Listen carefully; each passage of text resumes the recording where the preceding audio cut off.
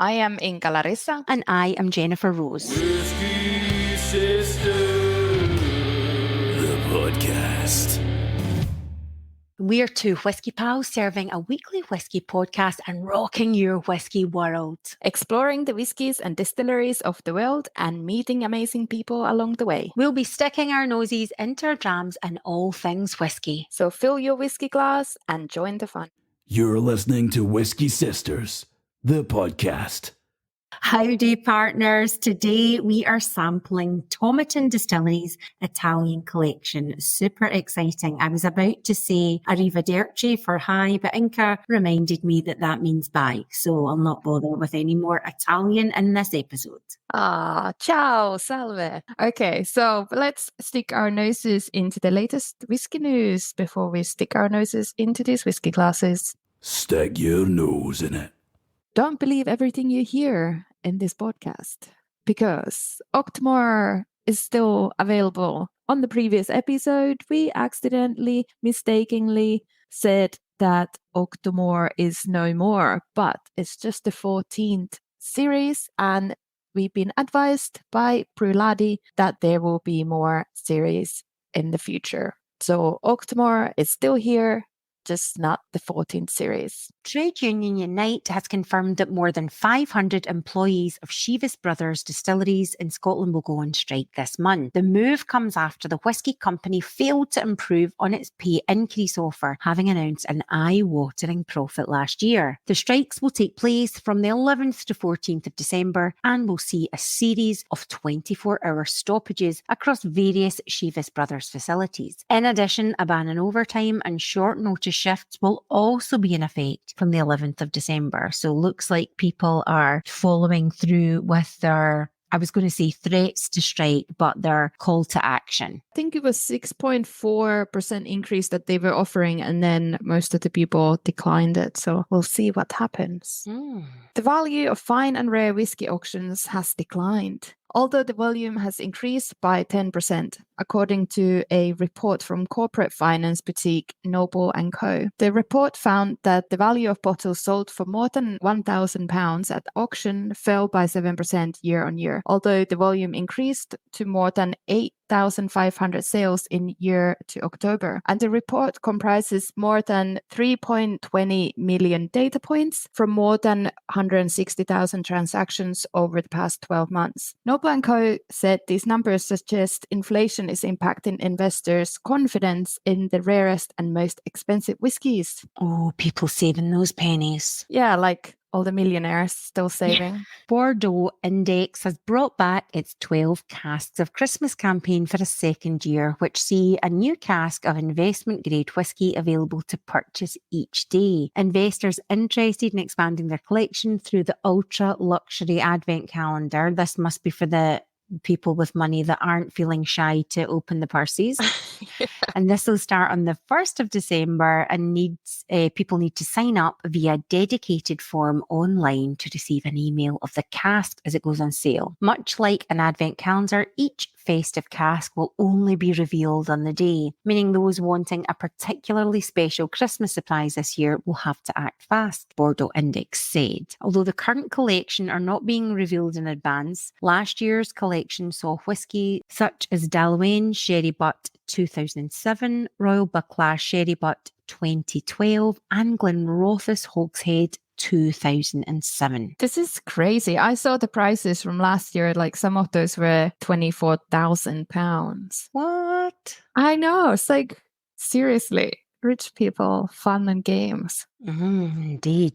Yeah, there wasn't many news actually this week, really. Nothing super exciting. Few like bottles or things like that, but it was quiet in the whiskey front, surprisingly, so close to Christmas. Nothing rocking your world news-wise. No. Whisky Sisters Whisky Update.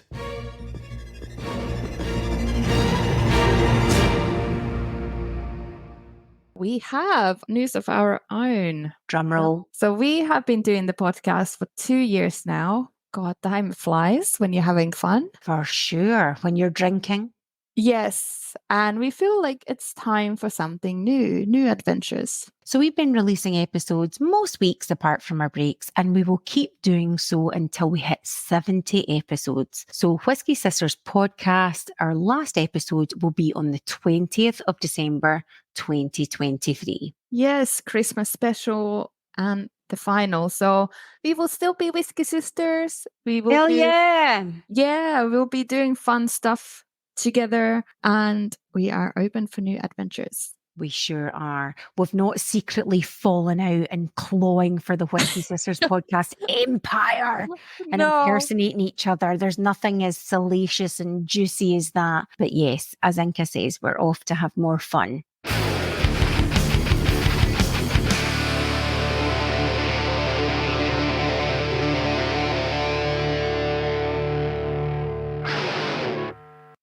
Whisky Sisters! Tomatin Distillery regularly releases special limited edition series using casks from various countries. They have previously presented a collection of casks from France and Portugal. And for those of you that listened to our Portugal episode, we hope you enjoyed that. You might want to check it out if you haven't already. In September this year, they revealed the latest in the series' Italian collection. All three releases were distilled on the 6th of December 2010 and left to mature for 10 years in ex-bourbon casks. And in February 2021, the spirit was moved into Italian wine casks for further 2 years before being bottled at 46% ABV. And all these three releases are priced at £70. Not too shabby. Dram On Fire. Okay, first up is the Marsala edition. Marsala wine is a fortified wine made in Sicily. Marsala is most used in cooking to create nutty, rich caramelized sauces. The most common flavors are juicy vanilla, brown sugar, stewed apricot, and tamarind. Marsala wine ranges from a nearly dry style to very sweet. So it's first up, Inka. What are you thinking about the colour of this? It's I couldn't find the words for it actually, because it's quite dark here again, but I think it's kind of dark gold or kind of autumnal color. Is it just me or all three of the drams that we're trying to do kind of the same color? Yeah, I was thinking the same. They are very similar. Maybe the Barolo was the darkest. There shouldn't be any colorings. It's just coincidence. Yeah, I thought they were all kind of fairly light golden. Yeah, do you think they have like a slightly kind of brownish or reddish hue? Like maybe actually, because I've kind of like thought almost like a peach juice hue on the color. Exactly. So how's the nose for you? Delicious. Peach crumble, marzipan, almond essence, freshly laundered clothing with jasmine fabric conditioner. Oh.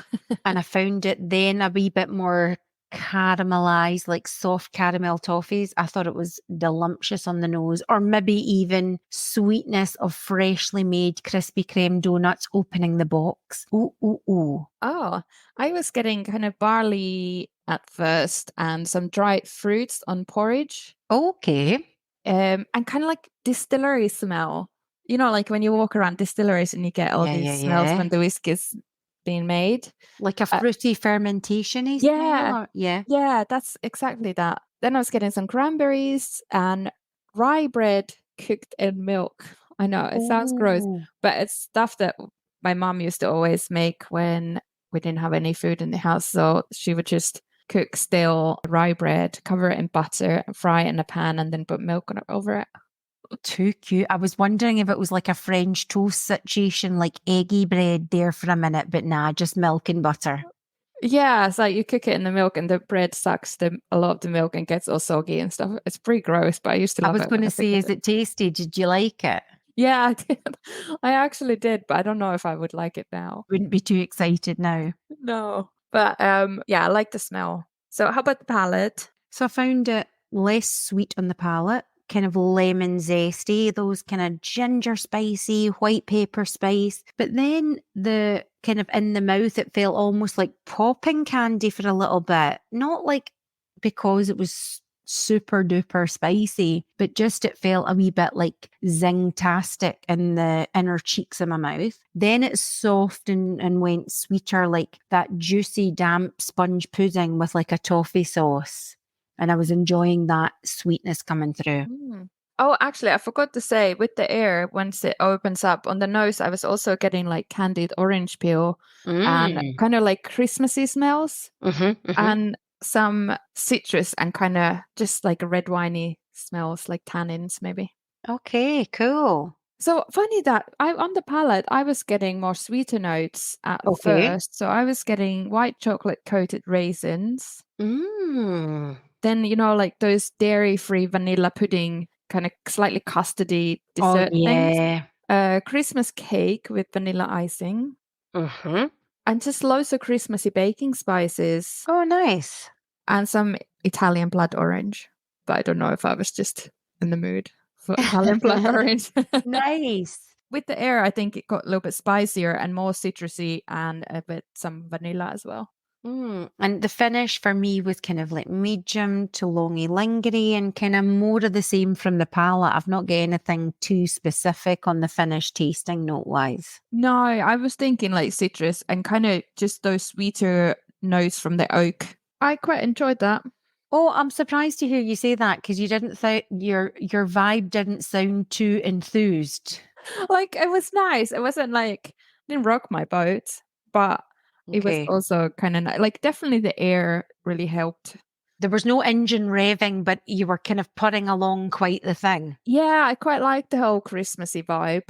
Nice. On the nose, I wasn't too keen at first, but with the air, it definitely opened up a bit more. Like, it was easy sipper. So, okay. Next up is the Amarone edition, which actually Scott, the master blender, told me that he was really keen to do Amarone cask because he loves the Aran Amarone. That's nice. Yeah. So he wanted to see how it would work with Tomatin. So that's why they did this. So excuse me, Inka Larissa. You've not really told me or the listeners anything about your visit there. Oh, I have not. No, it was really good. I had some Spill trouble. the tea of Tomatin. I had a little bit of trouble with the trains. So my visit was pretty quick, unfortunately. So it was quite rushed, but it was still really nice. So I just had a private tour with Scott and we talked about the distillery ethos and how they're very like they have a strong sense of community there and stuff. And then just walked around the distillery and it was much smaller than I thought. Yeah, so then we just did the tasting and tried the core range, the whole core range with the cask strength and everything else, and the 36-year-old, which was really surprising. It was very fruity. So I got a little sample. I'm actually going to do a little Instagram live with Scott on the 12th of December, or through On the Sauce again with Tomatin Distillery. So please come and join us. Very nice. And we'll go through more stuff with him then. Okay, and did it have cute shaped stills? Yeah, I'll share some pictures. They were really nice and small and not like chunky ones. They were kind of a little bit different. And most importantly, did they have a good gift shop? Yes, but I didn't have too much time to look around. But there was loads of goodie. I know. There was loads of good stuff. They did give me a little goodie bag to take with me. Very nice. I didn't really have too much time to browse, which was I do like a whiskey trinket and a whiskey snack to go on my way. I know. Yes. And I've written a blog post about it as well. So if anyone's interested, just go and have a look at that. And join us up for the live on the 12th. See, listeners, she's luring us to the On the Sauce Again blog. She's not giving us the full lowdown and luring us to the blog. Quite right, Inka. Yeah. But it was good fun. I really want to go back because I felt like it was a bit rushed, but it was nice. Back to Amarone. Amarone is Italian red wine made from partially dried grapes. And because of the amount of fruit that goes into the bottle, as well as long fermentation and aging process, Amarone wine has a rich and powerful flavor and high alcohol content. Amarone is intensely rich, yet elegant, full-bodied red wine with plenty of sour cherries, some smokiness even. The bouquet of aromas include blackberry, ripe berries, tobacco, licorice, and medium acidity with massive red and black fruit notes, basically. So So how did you find this whiskey on the nose? I really want to know because I had an interesting experience. you know what? I was getting quite a lot similarities, like that kind of barley vibe at the beginning. Then home baked bread, that kind of quite dense bread, and sweet red apple, some raisins. Oh, and then kind of like a hay or like dried grass or like that kind of dried some sort of. Yeah. Yeah, it wasn't like rocking my boat on the nose. Yeah, I don't know. It's just, I don't know. I was expecting something else. I was also expecting something else. I didn't get too much initially. I felt I was really having to seek as I stuck my nose in it. I did get kind of fermented damp leaves or, a bit kind of damp umbrella. Then I was getting kind of lemony zest on the nose. As I've gone back now with air, wee bit sweeter, maybe kind of juicy marshmallow. When you were saying raisins and stuff, I was like, yeah, I can totally get on board with that. What do you call the type of melon that's got an orange flesh? Oh, It's not honeydew. I don't know what, I can't remember off the top of my head. Cantaloupe, and maybe a bit of cantaloupe melon. But it was kind of vague on the nose for me. Yeah, and I think I actually had to kind of double check the age of these ones because I thought it smelled really young for me. What about the palate? How did you find it? So I was getting subtle ginger and then something salty, and I was thinking about this for a while, and then I decided that it's salt and honey coated almonds. Yum. I may have eaten quite a lot of honey salted nuts at the weekend, full disclosure. Yeah, so good, hey? Finny's birthday cake. Which is what the hell is that? It's basically just like a sponge cake with loads of whipped cream and strawberries and like jam. Too cute. That must be why you love your whipped cream, Inka. Oh my God, love it so much. And yeah, amarena cherries. Nice. I'm sipping on it now as I'm listening to your notes. I'm enjoying it more than I did initially. When I initially had a taste, I found it very citrusy, overpoweringly lemony. Maybe some kind of short crust, not very sweet pastry notes that led into an oaky finish. So I wasn't getting much, and I just found it difficult to discern what was going on, but I'm finding it gentler now. That's interesting. I didn't really get much citrus, although on the finish I was getting strawberry infused balsamic vinegar, but like in a good way. Like balsamic vinegar is aged and can be really dense and rich. Yeah. And heavy. Oh, nice. So I was getting a little bit of that. So that kind of has maybe the acidity is a little bit kind of citrusy, I guess. Yes. And then the finish, long finish, was strawberries and cream lollipops. You know those ones? What is that lollipop? Yeah. Yeah, that kind of milky strawberry. Wow, we've got really different tasting experiences there, but I love to hear that. It was too tart for me. That's funny. I didn't really get that so much. Yeah, I want what you're drinking, but we are drinking the same thing. I know, they were definitely labeled properly, and there's like 1, 2, 3 and all that. Yeah. I know. So I also compared this to Aran Amarone because I happen to have a bottle at home. So, which is 50% ABV. So they're very different though, aren't they? Because I don't know if you remember Aran, because it's a while up since you probably tried it. But that one is more vibrant on the nose. Had more like a dark chocolate and kind of marmalade notes, and it was just much more kind of vibrant, I guess. And it was sweeter on the palate with dark chocolate ice cream, cherry cake, and pan au chocolat, or whatever you call it. Oh yeah, that pastry with the chocolate. Yeah, so it was much more sweeter and chocolatey compared to then the Tomatin is more, what is the word? There is some like fruity, obviously those strawberry notes, but it's lighter as well.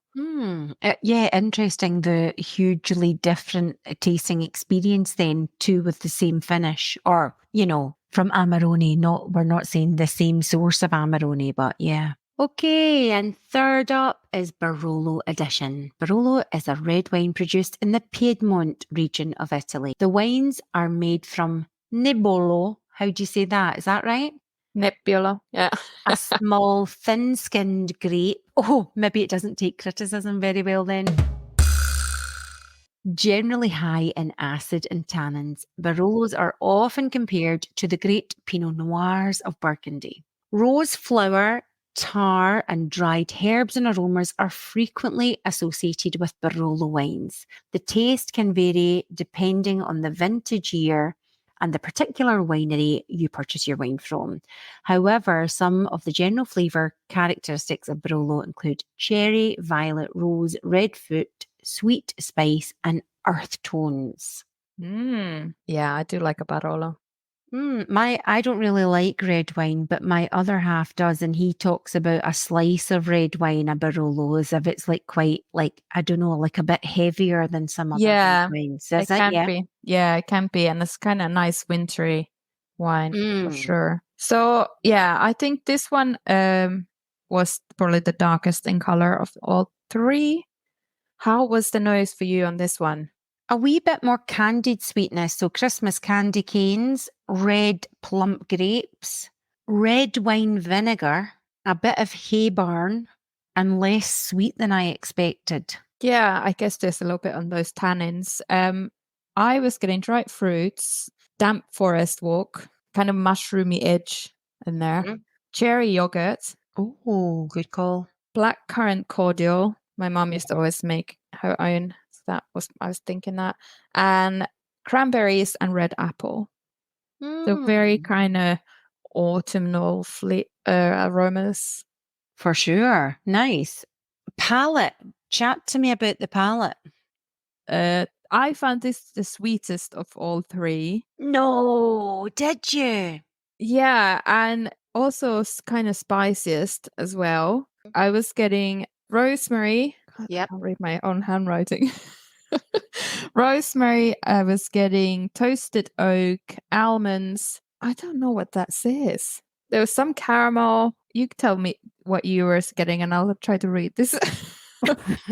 I'm sorry, I didn't get much. I found it quite peppery again and quite lemony, and I was really finding hard to push past that. I didn't find it particularly sweet. I found the Marsala cask finish that we tried first sweeter. Let me go in again. Maybe with air in the glass, somewhat sweeter, but no, I just find it like a bit spicy and citrusy. Oh, I wasn't really get citrus. I don't know what that says, but anyway, so I don't know. I was getting like the oaky spices and the almonds, but there was definitely caramel sweetness, and the finish was kind of creamy-ish.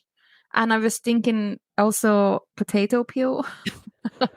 Oh, Jesus, wait. Oh, my palate doesn't like that one at all. I need to cleanse my palate with the Marsala cask. Yeah. Excuse me. Your writing must be as scrappy as ever. Yeah. I'm thinking it might say cranberry, but I'm not sure. And I don't have any left, so I can't try it again. I get the sense if I was at a tasting of these three, I'd be now starting to feel a wee bit gallus because I was in my third dram, but I'd be looking round at people that didn't like the first dram and hoping they would offer me their glass. And I'd say, do you want these? Yeah. Yeah. You know, I would like if the nose from the Barolo would, like, I like the nose from the Barolo the best. Uh-huh. And the palate of, I don't know, maybe Marsala the best. I'm all about the Marsala. I'd buy a bottle of that. I thought it was juicy and delicious in the nose. It went down a treat. I've totally tanned my sample, and the other two I could take or leave. Yeah, and you know, I did prefer the Portuguese collection. I have to admit. Pains me, but I have to admit. Well, Inka, I did say, now, Jennifer, go in without cognitive bias, right? This is not a war between you and Inka for Italy and Portugal. But flavour-wise, I guess I did enjoy the Portuguese ones more. But I really, really liked the Marsala one. I know. It's funny though that our tasting notes were fairly different as well. Yeah, because quite often there'll be some thread of similarity, won't there? Yeah. So it would be interesting. Like, it would be nice to have a little bit more, so I could just go back and try another time, because sometimes that helps as well. But For you know, sure. if you end up getting a bottle of Marsala, then you can share. We can share.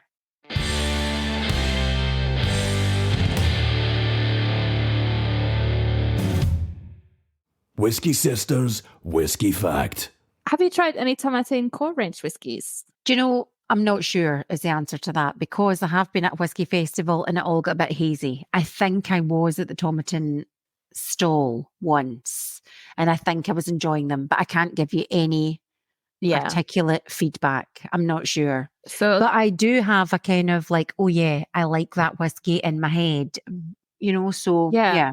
Yeah, it's nice. So basically they have the legacy 12-year-old, 14-year-old, cask strength, and 18-year-old. Because I visited the distillery recently and did the tasting, Scott basically told me that the legacy release was in fact selected by the distillery workers and their families and friends, which is really cute. Oh, that's so nice. Yeah, so like I mentioned earlier, so the distillery basically has a strong sense of community, and it almost does feel like a small village. They have 30 cottages dotted around the distillery, most of which are occupied either current employees and their families or retired employees of the distillery. That's so nice, isn't it? Several occasions, Scott was saying how the community lies at the heart of every aspect of the brand, from like cooperage to actual whiskey selection. And many people have worked there for their whole working lives. So it's really, they had signatures on this room from people who used to work there.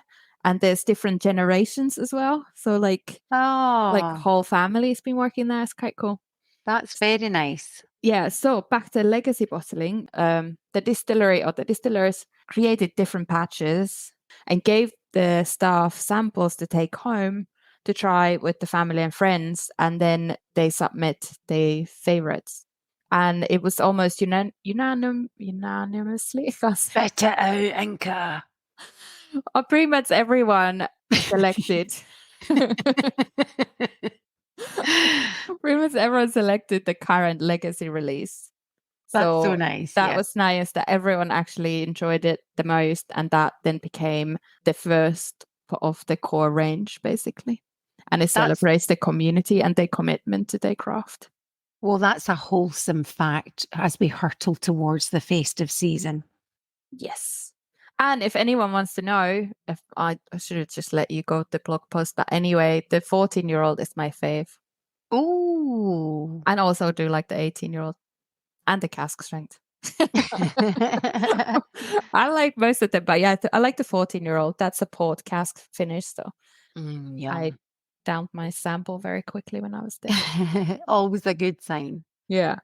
You've been listening to the Whisky Sisters podcast. Okay, lovelies, next week we are exploring some interesting and unique cask finishes, and we will be looking into the rules of whiskey aging, and we'll chat about tequila casks and more. Can't wait. I love tequila, and I'm always interested in tequila cask finished whiskey, so yay.